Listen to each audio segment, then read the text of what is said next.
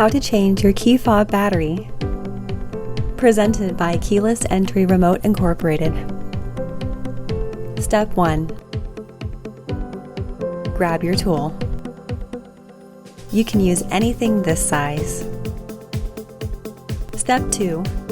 Pry the fob open. Notice that the plus side is not showing. Step 4. Lift the battery out. Now put it back together with the new battery.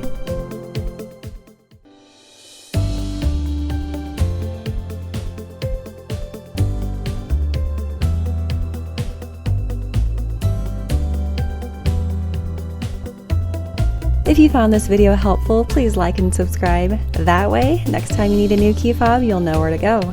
Keyless Entry Remote Incorporated, we're here for you.